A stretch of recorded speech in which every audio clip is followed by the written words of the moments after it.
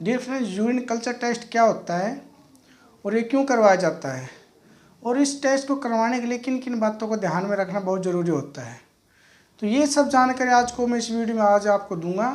अगर आपने अभी तक हमारे चैनल को सब्सक्राइब नहीं किया है तो जल्दी इस चैनल को सब्सक्राइब कर लीजिएगा।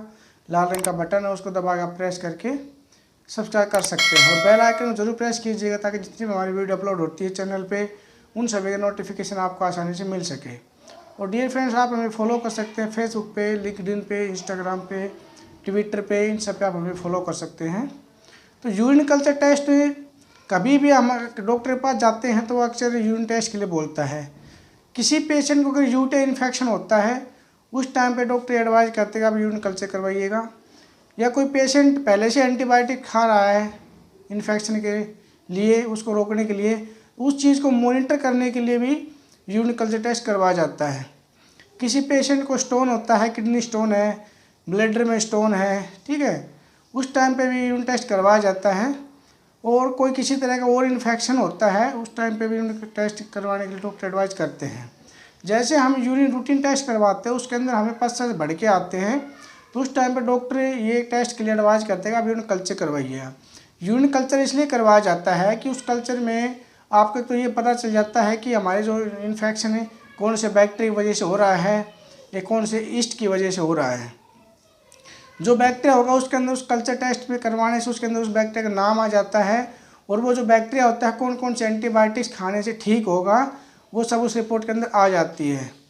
तो अब बात करते हैं दोस्तों सैंपल हमें कैसे देना है इसके यूरिन कल्चर के लिए। अगर आप सैंपल सही से नहीं दोगे तो आपकी जो यूरिन की रिपोर्ट होती है वो सही, यूरिन कल्चर की जो रिपोर्ट होती है वो सही से नहीं आती है।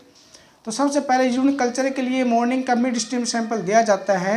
मॉर्निंग का मिड स्ट्रीम का मतलब होता है कि आपके पास एक यूरिन कल्चर कंटेनर होना चाहिए। जो कंटेनर होता है वो स्टराइल होता है, साफ़ कंटेनर होता है बिल्कुल, ठीक है। तो वो आपको लेबोरेटरी या हॉस्पिटल या मेडिकल स्टोर से आप ले सकते हैं। उस कंटेनर के अंदर आपको मॉर्निंग का मिड स्ट्रीम सैंपल यानी कि आपको थोड़ा सा यूरिन पास आउट करना है, उसके बाद आपको उस कंटेनर के अंदर थोड़ा यूरिन पास आउट करके फिर आपको सैंपल उसमें कलेक्ट करना है। दूसरा, अगर आप सैंपल कलेक्ट करते हैं तो उससे पहले अपने जेनिटल पार्ट को अच्छे से क्लीन कर लेना चाहिए। मेल हो या फीमेल हो, दोनों को अपने पार्ट को अच्छे से क्लीन करके और अच्छे से सैंपल देना चाहिए। अगर आप पार्ट कहीं से कंटामिनेट हो जाएगा आपका कंटेनर तो उसमें आपकी रिपोर्ट सही से नहीं आती है, ठीक है।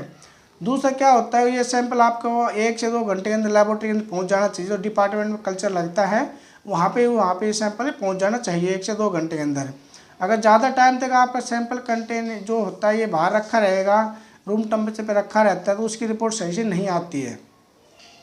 अब बात करते हैं कि पेशेंट टेस्ट करवाने से हमें पहले किन किन बातों को ध्यान में रखना चाहिए।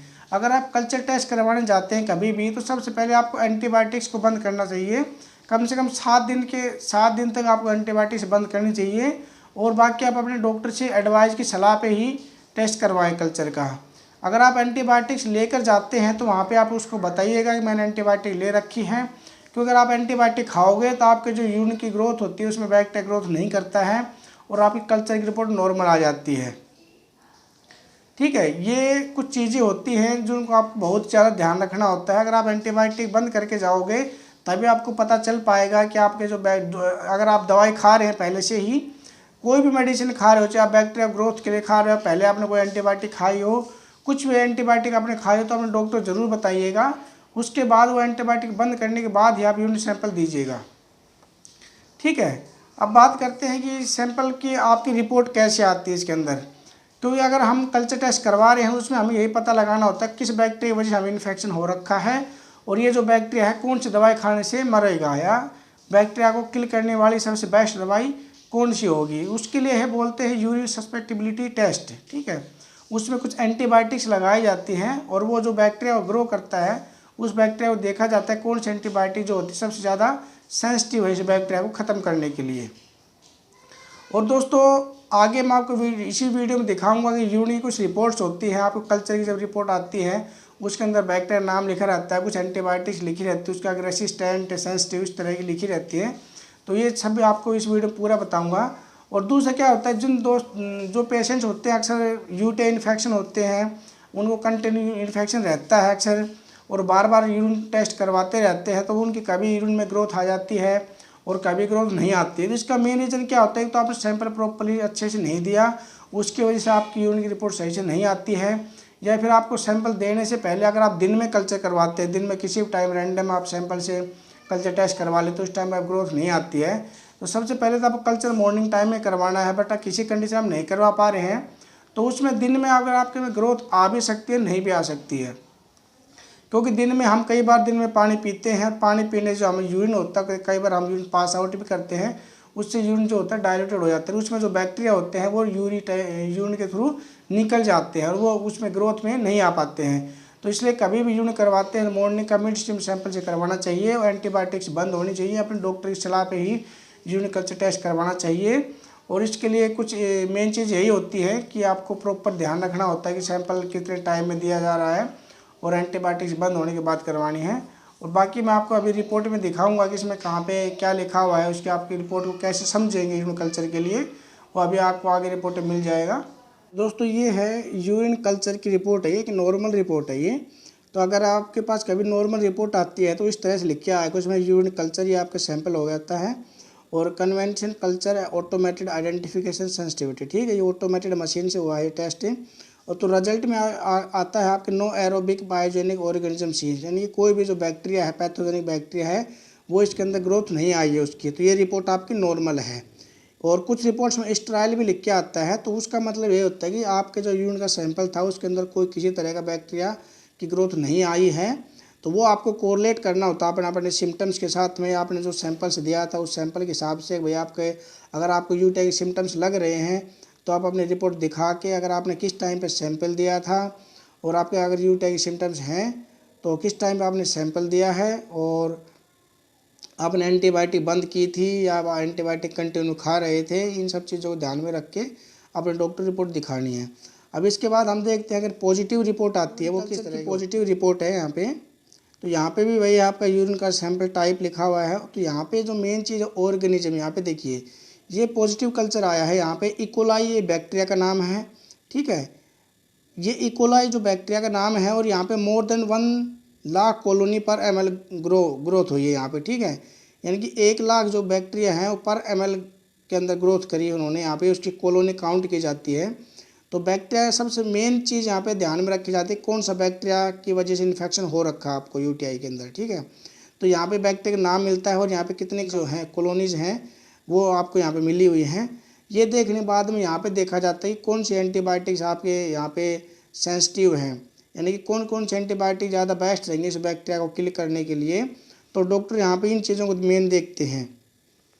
एज रिकमेंडेड बाई CLSIM, ये जो होता है एक स्टैंडर्ड होता है, जो लेबोरेटरी होती है उनके अंदर एक clinical and laboratory standard institute है, तो उनकी गाइडलाइन के अकॉर्डिंग ये टेस्ट लगाए जाते हैं। तो यहाँ पे एक्सटेंडेड स्पेक्ट्रम बीटा लैक्टामेज, ठीक है, ये पॉजिटिव है यहाँ पे। और ये एंटीबायोटिक्स, ये जितनी भी एंटीबायोटिक्स हैं ग्रुप 1 है, ग्रुप बी है, ग्रुप डी है, इस तरह की एंटीबायोटिक्स होती हैं ग्रुप वाइज। ग्रुप सबसे पहले ग्रुप ए में लगाई जाती है, फिर ग्रुप बी की लगाई जाती है, इस तरह से एंटीबायोटिक्स लगाए जाते हैं। कौन सी लाइन्स जो होती है वो ज़्यादा सेंसिटिव होती हैं बैक्टीरिया के लिए। तो यहाँ पे एम्पीसिलिन है, ये रेसिस्टेंट, यानी कि जो एम्पीसिलिन एंटीबायोटिक्स है ये रेसिस्टेंट है, ये बैक्टीरिया ये अगर आप ये एंटीबायोटिक खाओगे तो इससे बैक्टीरिया का कोई असर नहीं होगा। तो रेसिस्टेंट का मतलब होता है ये बेकार दवाई है, ये इस बैक्टीरिया के लिए ठीक नहीं है, ये अगर दवाई आप खाओगे तो बैक्टीरिया आपको ये बैक्टीरिया किल नहीं होगा, ये बैक्टीरिया नहीं मरेगा ये दवाई खाने से, ठीक है। जेंटामाइसिन ये भी रेसिस्टेंट हैं। और ग्रुप बी की सेकंड लाइन जो है इसके अंदर अमीकासिन है, अमीकासिन सेंसिटिव है, यानी कि ये दवाई अच्छी है, इस दवाई को अगर आप खाओगे तो ये बैक्टीरिया मर जाएगा। अमीकासिन है, एमोक्सिलिन है, क्लेवुलिनिक एसिड है, पेपरेसिलिन है, टेजोबैक्टम है, ये सेंसिटिव हैं। और इसके बाद जितने भी हैं सिफोरेक्सिम है, सिफेपाइन है, सिफोटैक्सिम, ये रेसिस्टेंट है यहाँ पे। और ट्रीमेथोपेरिम एंड सल्फामेथाडोक्सिजोल, सिप्रोफ्लॉक्सासिन रेसिस्टेंट है, ये कुछ इंपॉर्टेंट मेडिसिन होती है बट इनमें कुछ ज़्यादा सेंसिटिव हैं यहाँ पे। और ग्रुप सी जो है थर्ड लाइन, इसके अंदर आपका है एम्पीपेनिम सेंसिटिव है यहाँ पे, एटापेनिम सेंसिटिव है और मेरोपेनिम, ये एंटीबायोटिक जो है वो सेंसिटिव है। इनमें से कोई भी जो सेंसिटिव लिखा हुआ है तो जो भी डॉक्टर ये कंफर्टेबल होती हैं वो उस दवाई को लिख देते हैं, वही डॉक्टर जो एडवाइज कर देते हैं पेशेंट को, वो दवाई खाने से वो ठीक हो जाते हैं। और जो ग्रुप सी की है वो ओनली फॉर यूरिन ट्रैक्ट के लिए है, ग्रुप यू। तो ये फोस्फोमाइसिन ये रेसिस्टेंट है, देखो ग्रुप सी की ओनली यूरिन ट्रैक्ट के लिए होते हैं। तो ये बट ये असरकारक दवाई नहीं है, ये असर नहीं करेगी इसके ऊपर। और ग्रुप ओ जो है not routinely tested approved by FDA and CLSI, ठीक है। ये फूड एंड ड्रग्स एडमिनिस्ट्रेटिव है, और ये है clinical and laboratory standard institute. और ये है कोलिस्टीन इंटरमीडिएट है। इंटरमीडिएट मतलब होता है कि ज़्यादा असरकारक दवाई नहीं है, पर अगर आप इसको लोगे तो ये असर करेगी उस बैक्टीरिया के लिए, पर ज़्यादा असरकारक दवाई ये नहीं है। तो ये पॉजिटिव रिपोर्ट थी। बट यहाँ पे जो कॉलोनी मोर देन लिखी हुई है ना, यहाँ पे कुछ और भी रिपोर्ट्स है, वो आपको मैं दिखाता हूँ। उनके अंदर आपको एक कुछ कॉलोनी कम भी मिल जाती है, कुछ अलग अलग लेबोरेटरी की अलग अलग रिपोर्ट्स होती हैं। तो उन रिपोर्ट्स को समझना बहुत ही मुश्किल होता है। तो आपके मेरे पास 2-3 रिपोर्ट्स है, वो आपको मैं सब दिखाता हूँ। For culture and sensitivity test, ठीक है। Growth for on nutrient agar and MacConkey agar, ये यहाँ पे मीडिया का नाम भी इन्होंने यहाँ पे बता रखा है, न्यूट्रिएंट अगार और मैकोंकी अगार यूज़ किया गया है। और gram negative motile bacilli seen है, यहाँ पे ग्राम नेगेटिव बैक्टीरिया सीन हुआ है, यानी कि प्रेजेंट हुआ है यूरिन के अंदर। और gram negative isolate UTI and have the following antibiotics, ठीक है। तो यहाँ पे इन्होंने एंटीबायोटिक्स के नाम बताए हैं। यहाँ पे देखो नॉरफ्लॉक्सासिन है, ये शॉर्टकट नाम होता है इनका। NOR, ये जो एंटीबायोटिक डिक्स होती है उसके अंदर लिखा रहता है NOR, तो शॉर्ट फॉर्म होती है इनकी। ये नॉरफ्लॉक्सासिन है, ये रेसिस्टेंट है, यानी कि ये दवाई इस पे काम नहीं करेगी बैक्टीरिया पे। और एजीरोनेम 80, ठीक है, ये सेंसिटिव है। एजीरोनेम 80 ये सेंसिटिव है, तो जो डॉक्टर होगा वो उसको एडवाइज करेगा पेशेंट को, आप ये दवाई खा सकते हैं।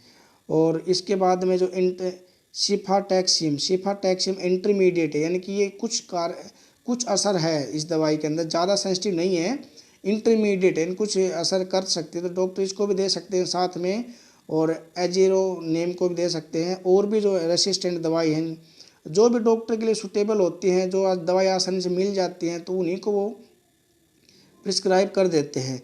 नैलीडेक्सिक एसिड है, और नाइट्रोफुरोनेसन, और सिफोरोक्सिम सोडियम, जेंटामाइसिन बहुत ही सिंपली से मिल जाती है दवाई ये, तो ये भी सेंसिटिव है। तो ये जेंटामाइसिन, अमीकामाइसिन, ये भी आसानी से मिल जाते हैं इंजेक्शन अमीकामाइसिन के, तो यहाँ पे ये भी सेंसिटिव है, ठीक है।